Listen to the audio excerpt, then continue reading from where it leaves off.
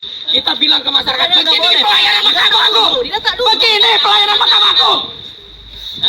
Sudah vonis Sambo gak jadi hukum mati. Sekarang kita mau minta pelayanan di Mahkamah Agung kayak gini nih. Luar biasa negara ini ya. Luar biasa. Sampai saya serak tiap hari mengkritik negara.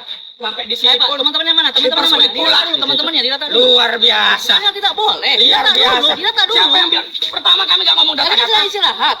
Kami juga Semuanya sini. Data dulu. Jangan. Jangan. Apa yang ngatur? Jangan. Loh ini kan pelayanan bagi rakyat, kami mau ke kantin saja di Betul, data. saya bantu data dulu. Kenapa Anda teriak-teriak? Loh, tadi Bapak datang ini. Kenapa Anda teriak-teriak? Tadi ujungnya mulu kamu juga. Kurang ajar kamu ya. Itu, data dulu Pak, data dulu. Kita bukannya Luar biasa. Kami baru saja mendatangi gedung Mahkamah Agung Republik Indonesia.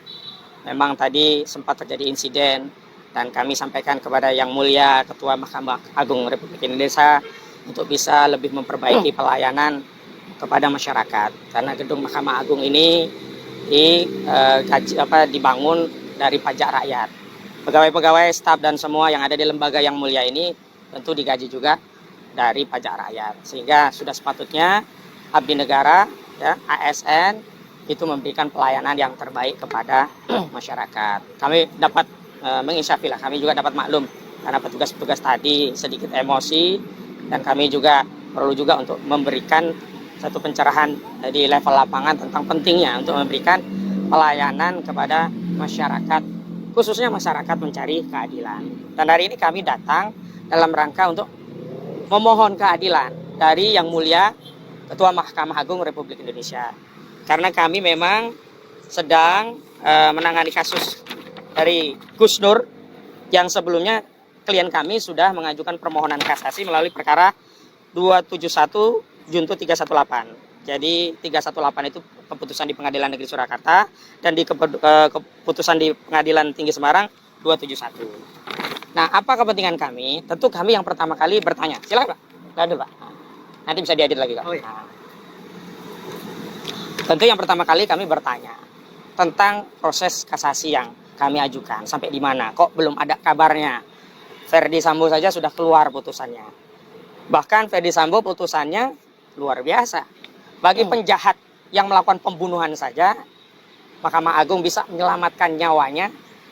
Bagi istri penjahat yang turut dalam melakukan kejahatan pembunuhan berencana kepada almarhum Brigadir Joshua Huta Barat, itu saja ya bisa dikurangi hukumannya dari 20 tahun menjadi 10 tahun. Ya, Ma'ruf ya, Kuat Ma'ruf juga dikurangi dari 15 tahun jadi 10 tahun. Kemudian Ricky Rizal juga dikurangi dari 13 tahun jadi tinggal 8 tahun. Maka alangkah bijak tentunya kalau Mahkamah Agung memvonis bebas Gus Nur. Kenapa? Karena Gus Nur hanya divonis 4 tahun. Coba 20 tahun tinggal 10 tahun. 10 tahun. Kurang 10 tahun. Lah Gus Nur 4 tahun.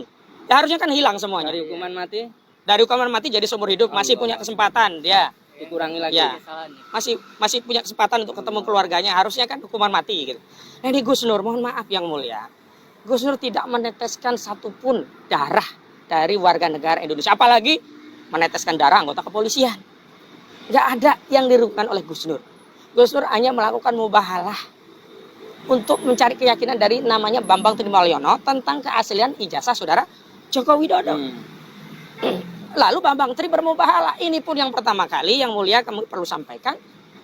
Ini Gus Nur ini di framing, dituduh melakukan penodaan agama. Setelah diadili nggak ada Yang Mulia. Di tingkat pertama nggak ada pasal penodaan agama. Di tingkat banding juga tidak ada. Yang pertama dianggap menyebarkan kabar bohong tentang ijazah palsu. Divonislah 6 tahun dari tuntutan 10 tahun penjara. Oleh pengadilan tinggi dikoreksi. Nggak ada pasal kabar bohong. Yang ada dianggap menyebarkan kebencian dan permusuhan berdasarkan suku, agama, ras, antar golongan. Divonis 4 tahun. Jadi nggak ada alasan kalau kemudian Putri Chandrawati saja bisa dikorting 10 tahun. Kuat Ma'ruf saja bisa dikorting 5 tahun. Ricky Rizal saja bisa dikorting 5 tahun. Kenapa untuk Gus Nur nggak minta 10 tahun? Nggak minta 5 tahun, 4 tahun saja biar dia bebas. Karena terakhir vonisnya hanya 4 tahun. Itu. Jadi adil kalau ada narasi, oh itu kan keadilan buat Sambo. Bagaimana dengan Gus Nur? Oh itu kan keadilan bagi Putri Chandrawati. Bagaimana dengan Gus Nur? Jadi kami mohon kebebasan dari Gus Nur karena tidak ada yang dirugikan.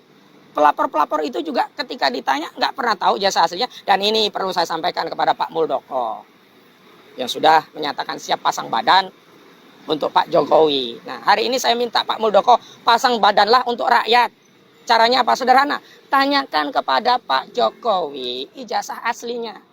Karena kami yang sudah berusaha mencari ijazah asli itu, bentuknya seperti apa, sampai ke pengadilan, dalam proses pembuktian, Pak Muldoko, saya sampaikan kepada Anda, tidak ada satupun ya, ijazah atau selembar kertas pun ijazah asli Pak Jokowi di persidangan. Jadi rakyat ini ragu presiden kita itu ijazahnya asli atau palsu. Kalau ijazahnya asli, kenapa tidak didatangkan di pengadilan? Kalau ijazah palsu itu kabar bohong, ternyata kabar bohongnya dianulir oleh Pengadilan Tinggi Semarang. Jadi kami butuh ada yang pasang badan. Kalau ada yang mau pasang badan, dan Pak Muldoko juga siap pasang badan, tolong Pak Mul, pasang badanlah untuk rakyat. Tanyakan keaslian ijazah ke Pak Jokowi dan sampaikan itu kepada publik. Ini kan tinggal setahunan lagi lah Pak Jokowi memimpin. Agar di ujung kepemimpinannya publik menjadi, oh ternyata ada. Hanya problemnya, ijazah itu nggak ada, bahkan di persidangan tidak ada. Lalu apa kerugian dari seorang warga negara yang menanyakan? Jadi nggak usah pasang badan untuk Presiden Jokowi karena ujaran Jokowi bajingan apa itu namanya? Bajingan tolol gitu loh. Pasang badanlah untuk rakyat. Dan saya ingin tegaskan sekali lagi, negara tidak dirugikan serupiah pun, dan negara tidak akan merasa jatuh wibawanya kalau membebaskan Gus Dur. Terutama kepada Yang Mulia Mahkamah Agung Republik Indonesia tentu akan mewariskan atau menyampaikan legasi penyeimbang lah paling tidak. Legasi keadilan, oh ternyata Gus Dur pun dibebaskan. Jadi kemarin Putri Chandrawati turun 10 tahun, masih bisa semacam dikompensasi gitu. Tapi kalau Gus Dur tidak dibebaskan, lalu apa negara ini? Hukum apa negara ini? Saya ini advokatnya, mendampingi semua prosesnya. Dan saya bersaksi tidak ada satupun ya selembar pun ijazah asli yang dihadirkan. Loh, kita itu kan kalau proses bersidang, bukti kopi di Nazegel cocokkan dengan asli. Kemudian oleh ketua majelis hakim ditulisi sesuai dengan aslinya. Nah ini dalam perkara Gus Dur nggak ada proses itu karena nggak ada ijazah aslinya. Jadi saya harap, saya bermohon kepada Yang Mulia Ketua Mahkamah Agung Republik Indonesia agar bisa memberikan keadilan kepada Gus Dur, agar bisa memberikan keadilan kepada masyarakat, agar bisa memberikan ketentraman kepada masyarakat mencari keadilan. Itu saja dari saya. Assalamualaikum warahmatullahi wabarakatuh.